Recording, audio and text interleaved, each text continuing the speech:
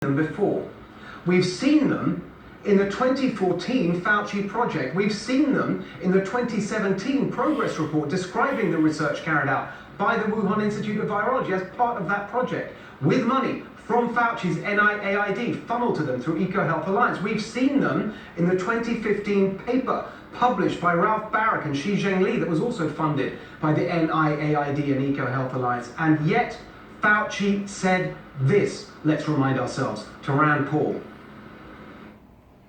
The NIH and NIAID categorically has not funded gain-of-function research to be conducted in the Wuhan Institute of Virology.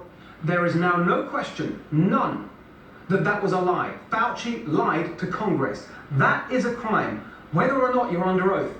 Even CNN says so. Now, even as the media finally start to scrutinize all this, still Fauci lies and wriggles and deflects and dissembles. The idea, I think, is quite far-fetched that the Chinese deliberately engineered something so that they could kill themselves as well as other people. We've never said the Chinese or Fauci did this deliberately. When you see Fauci deflecting like that, when you see him flat out lying, you have to ask why.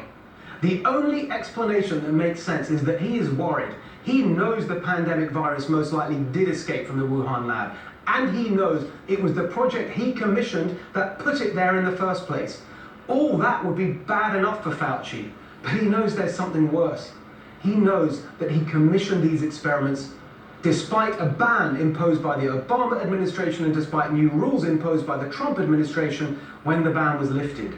That is professional misconduct of the highest order and must immediately be investigated by Congress.